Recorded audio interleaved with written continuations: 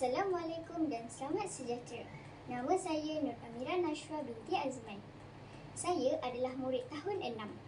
Saya bersekolah di SK Kampung Datuk Ibrahim Majid.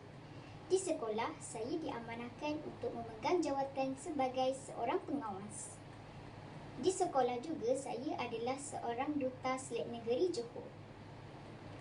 Pada hari ini, saya akan membuat wacana buku yang berjudul Masuk ke Dalam Cahaya.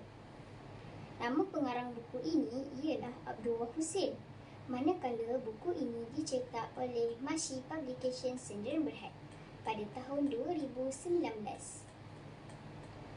Abdullah Hussein dilahirkan pada 25 Mac 1920 di Sungai Linau dalam Mian Kedah.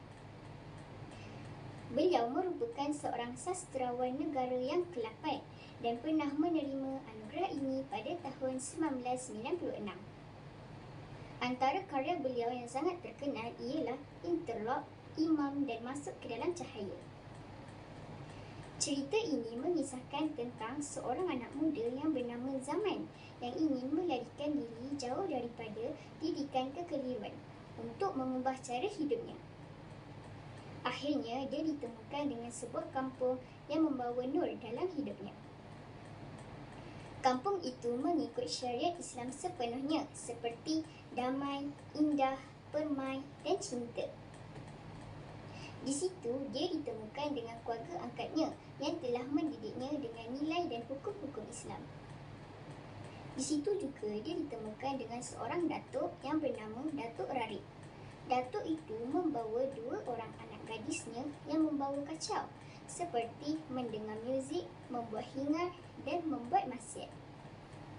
Setelah melakukan kesyirikan dan kemungkaran yang tidak peduli dengan umat manusia, akhirnya dia menyesal dan ingin bertaubat. Buku ini diterbitkan bertujuan untuk memenuhi keperluan pembacaan pelajar di sekolah rendah. Pembendaraan kata di dalam buku ini disesuaikan dengan bahasa Melayu, bahasa Inggeris, bahasa Arab, bahasa Jawi. Disusun dengan teliti mengikut pelbagai tema. Pemilihan kata-kata ini disesuaikan dengan minda dan tahap pengalaman pelajar. Perkataan-perkataan yang dipilih ialah mengelona, mencopet, terpemanai dan kedurjanaan. Buku ini diharap dapat membantu pelajar mengembangkan kemahiran membaca, mengeja, berfikir dan menulis. Di dalam buku ini juga terdapat maksud-maksud Al-Quran yang dapat kita ketahui. Contohnya, ayat 5 dari surah Al-Fatihah, ayat 24 dari surah Al-Isra dan ayat 14 dari surah Luqman. Nilai-nilai bumi yang terdapat di dalam buku ini ialah murid-murid lebih efektif dengan bantuan dan tunjuk ajar ibu bapa dan guru-guru. Murid juga lebih menghayati agama Islam itu sendiri. Akhir kata, buat air sirap menggunakan biji selasih. Sekian, terima kasih.